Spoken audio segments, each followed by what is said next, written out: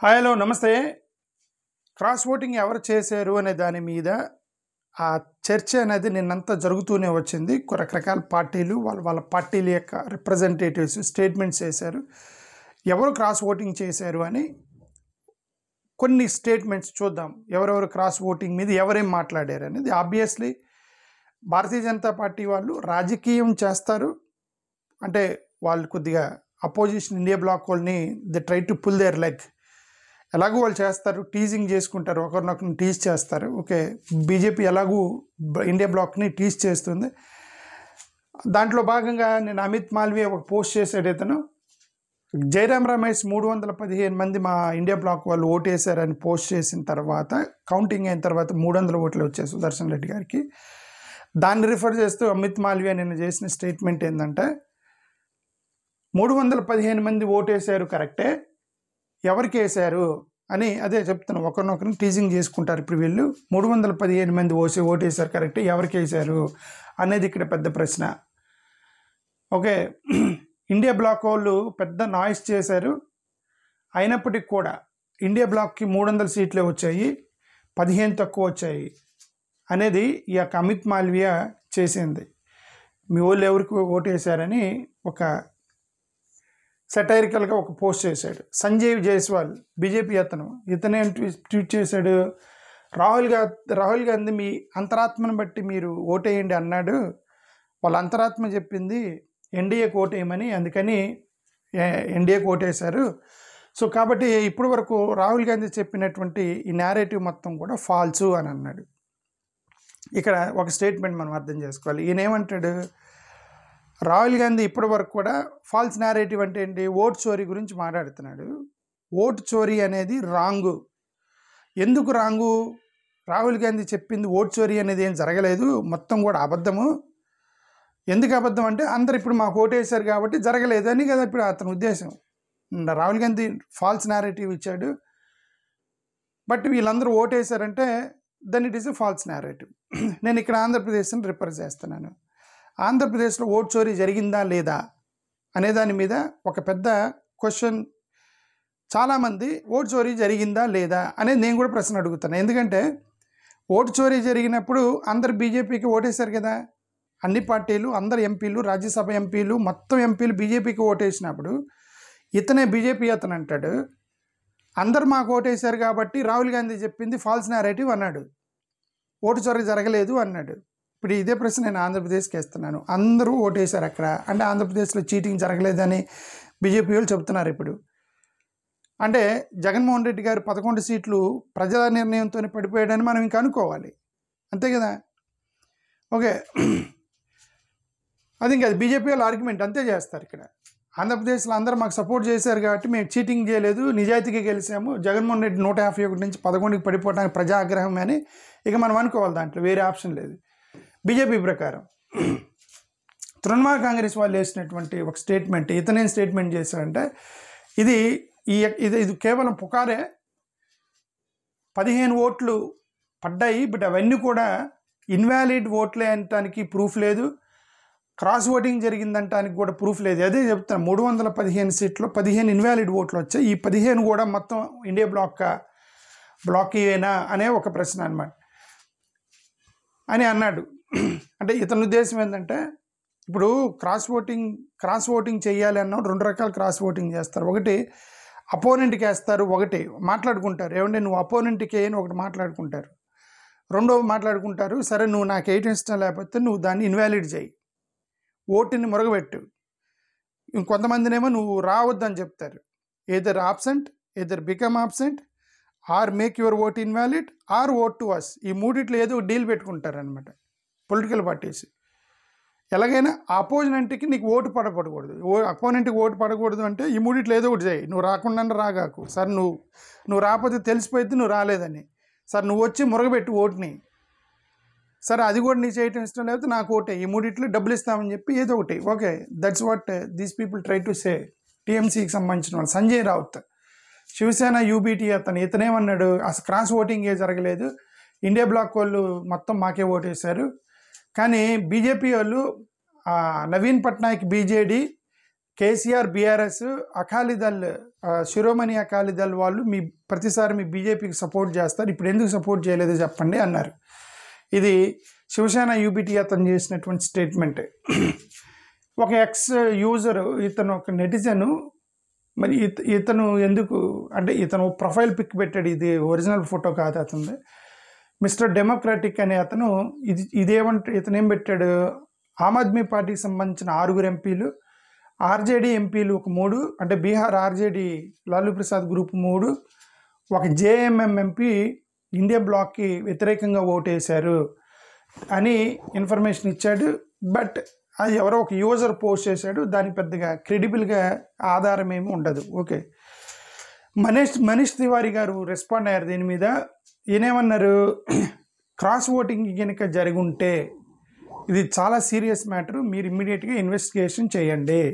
India black వాళ్ళు మీ ప్రతి నియోజకవర్గంలో మీ ఎంపీలతో మాట్లాడి ఇన్వెస్టిగేషన్ చేయాలి, ఎందుకు ఒకవేళ cross voting జరుగుంటే.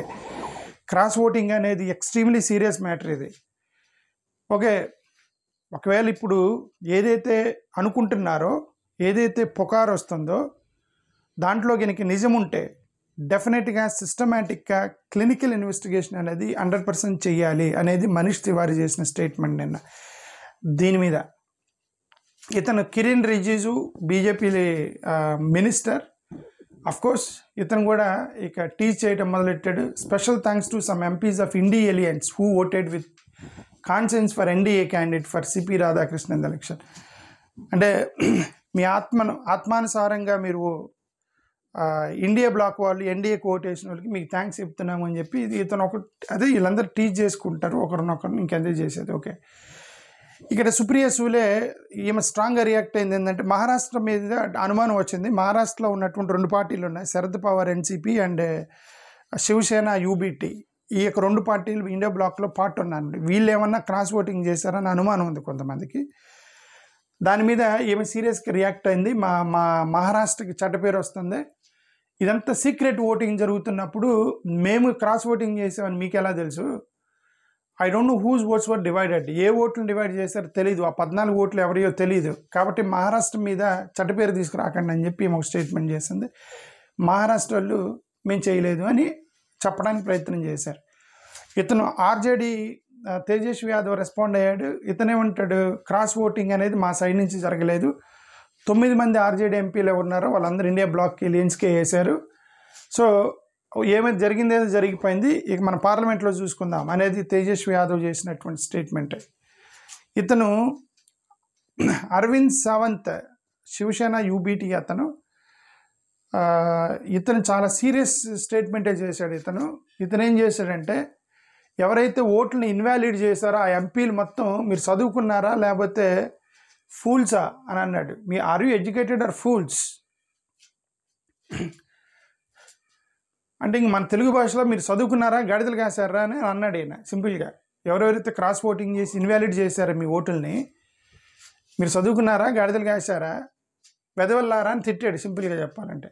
So did they vote after asking their conscience or they votes were bought అంటే మీ ఆత్మానుసారంగా వేసారా లేకపోతే మీ ఓట్లు నమ్ముకున్నారా అన్నాడు.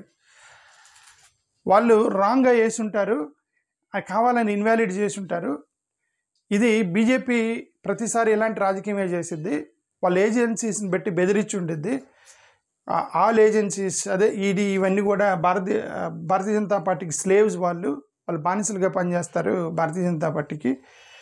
సో వాళ్ళు బ్లాక్మెయిల్ చేసి ఉంటారు ఆ ఏజెన్సీస్ బట్టి, మీరు మాకు ఓటేయకపోతే మీ మీద కేసు పెడతామని ఉంటారు, అందుకని క్రాస్ ఓటింగ్ చేశారని అరవింద్ సావంత్ ఎంపీ శివసేన యూబీటీ అతను చేసినటువంటి ఒక స్టేట్మెంట్ ఇది. ఓకే, అదే ఈ మూడిట్లో ఏదో ఒకటి అగ్రిమెంట్.